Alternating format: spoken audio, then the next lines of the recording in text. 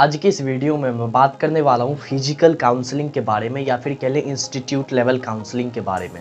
मैं YMCA फरीदाबाद को reference लेके बात करूँगा, YMCA फरीदाबाद के बारे में बात करूँगा सिंस वो टॉप कॉलेज है। तो यहाँ मेरे पास सेशन 2018 से 19 का डेटा है, फ़र्क नहीं पड़ता 18-19 का हो या फिर 21-22 का हो, लगभग सारी चीज़ें सिमिलर ही होने वाली है और हर साल होती रही है, इसलिए मैं इस चीज़ को आपके सामने प्रस्तुत कर रहा हूँ। ठीक है, तो देखो YMCA फर्स्ट मैनुअल काउंसलिंग या फिर इंस्टीट्यूट लेवल काउंसलिंग जो 2018-19 में हुई थी वो कश्मीरी माइग्रेंट TFW और HGST कैटेगरीज के लिए 6 अगस्त को हुई थी, 6 अगस्त को हुई थी और सभी कैटेगरीज के लिए 7 अगस्त से 8 अगस्त तक हुई थी, 7 और 8 अगस्त को हुई थी।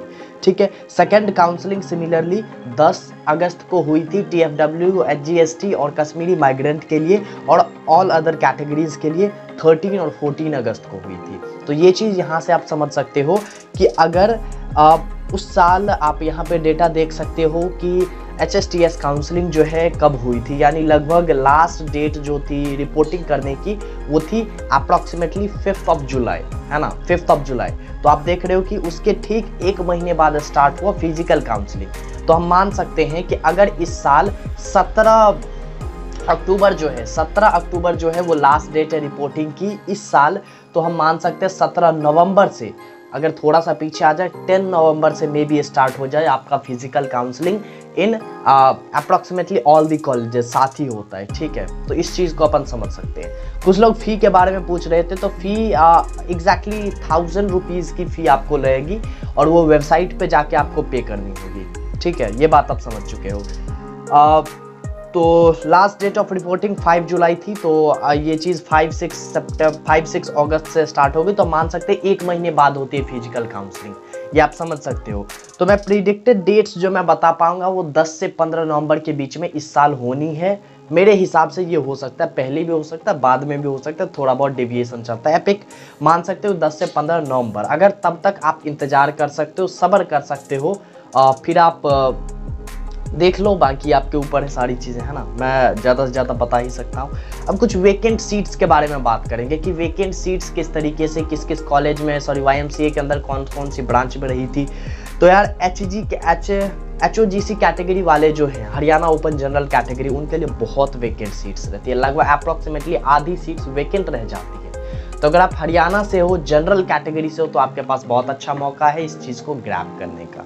ओके, तो देखो सिविल इंजीनियरिंग के अंदर आउटसाइड के लिए 5 सीट्स बची थी और हरियाणा वालों के लिए 12 सीट्स बची थी जनरल के लिए। ठीक है, कंप्यूटर इंजीनियरिंग के अंदर 7 सीट बची थी बाहर के लिए और 25 कंप्यूटर इंजीनियरिंग में हरियाणा जनरल के लिए। ठीक है, इलेक्ट्रिकल के लिए हरियाणा वालों के लिए बची थी 9 सीट और आउटसाइड वालों के लिए 4 सीट।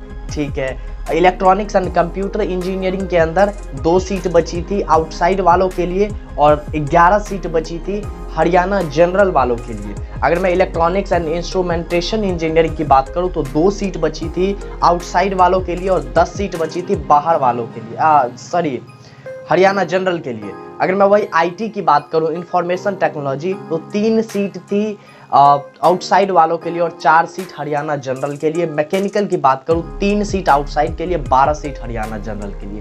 तो आप ये समझ सकते हो कि approximately half of the seat, हाँ आधा नहीं कह सकते लेकिन ठीक ठाक बहुत एक बल्क ऑफ सीट्स जो है बच जाती है हरियाणा जनरल कैटेगरी के लिए। तो अगर आप हरियाणा जनरल से हो तो आपके पास बहुत अच्छा मौका है, आपको YMCA मिल सकता है, 6-7 लाख रैंक तक मिल सकता है। ठीक है, अब कुछ लोग पूछते हैं कि क्या गारंटी है, क्या है। कट ऑफ की अगर मैं बात करूं तो मेरे पास रेस्ट ऑफ हरियाणा का कट ऑफ नहीं है, बाहर वालों का कट ऑफ नहीं है, मेरे पास हरियाणा जनरल का कट ऑफ है। अप्रॉक्सीमेटली 5 लाख पे कॉलेज क्लोज हो गया था, जैसा कि मुझे पिछले साल का आइडिया है, 18-19 का नहीं, पिछले साल का 20-21 का जो आइडिया है वो क्लोज हो गया था 5 लाख के अंदर। और कंप्यूटर इंजीनियरिंग 1.5 लाख के अप्रॉक्सीमेटली पर क्लोज हुई थी हरियाणा जनरल के लिए। ठीक है, तो ये चीज़ आप ध्यान में रखें। 1000 रुपीज़ की आपको सिंपल फीस लगती है। वेबसाइट पे आप जाते हो, रजिस्टर करते हो, साथ ही साथ आपको एक अलॉटेड टाइम, जैसे कि मैंने बताया ये डेट है, इसके साथ ही आपको टाइम दिया जाएगा। और मोस्ट इम्पॉर्टेंट चीज़ कि आपको डॉक्यूमेंट सभी कैरी करने हैं। डॉक्यूमेंट अगर आपके पास सभी होंगे, डॉक्यूमेंट में क्या क्या होगा, डॉक्यूमेंट में आपके पास 10th 12th की मार्कशीट होनी चाहिए, आपके पास माइग्रेशन सर्टिफिकेट होना चाहिए, ट्रांसफ़र सर्टिफिकेट होना चाहिए, आपके पास कैरेक्टर सर्टिफिकेट होना चाहिए, मोस्ट इम्पॉर्टेंट मेडिकल सर्टिफिकेट होना चाहिए। अगर आप ये कैरी करते हो, ये सारी चीज़ें वहाँ पे लेके जाते हो ऑन दी स्पॉट, 36,000 की आपको पेमेंट वो अगर आप लेके जाते हो तो आपको on the spot admission approximately हो ही जाता है, क्योंकि बहुत लोग तो यही मिस कर जाते हैं। तो बहुत ज़्यादा ध्यान रखें इस चीज़ का, बहुत बहुत बहुत ज़्यादा ध्यान रखें अगर आप फिजिकल काउंसलिंग में अपीयर होना चाहते हो। एंड धन्यवाद आपका इस वीडियो को देखने।